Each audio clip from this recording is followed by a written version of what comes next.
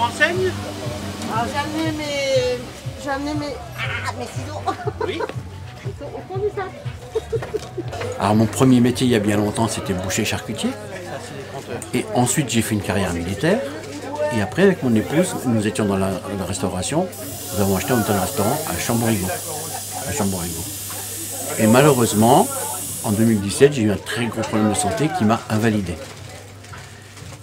Et pour ne pas rester à rien faire, parce qu'on ne peut pas rester à rien faire, j'ai toujours aimé affûter, donc j'ai fait une formation pour devenir affûteur rémouleur et itinérant.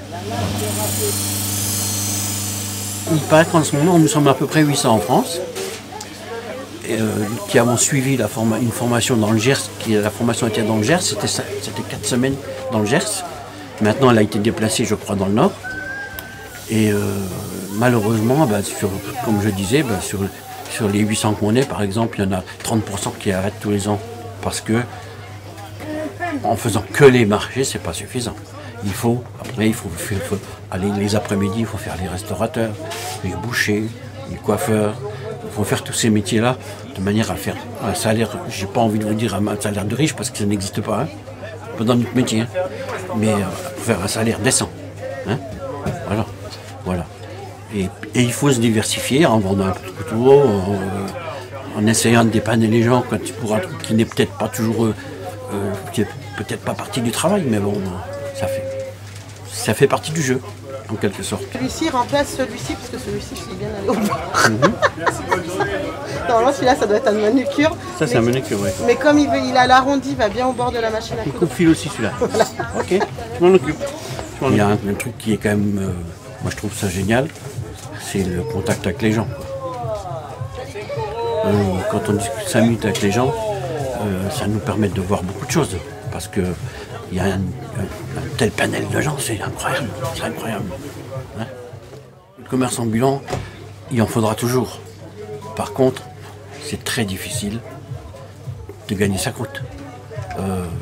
Si les gens ne se rendent pas compte de ça, ça finira par s'arrêter. Parce qu'on le voit tous les ans, il y a beaucoup moins de marchands sur les marchés.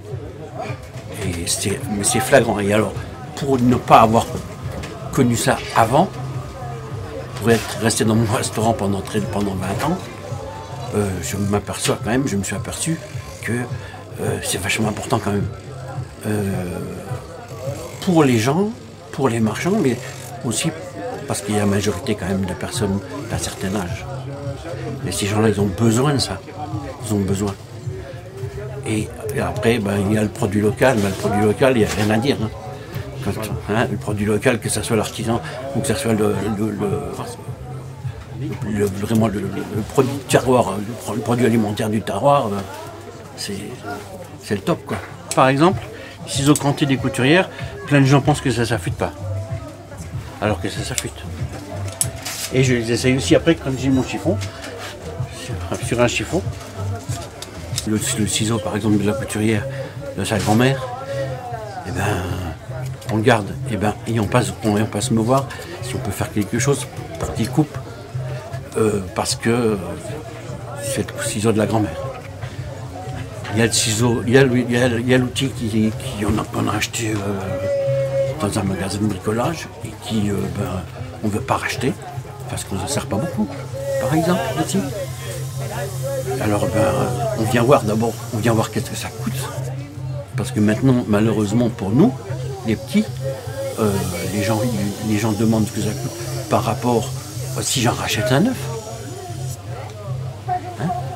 Et il y a les grands traditionnalistes, un outil c'est un outil, c'est mon outil, je le fais, point, je le garde. Voilà les différences que moi je pense. Hein? Voilà. Résultat.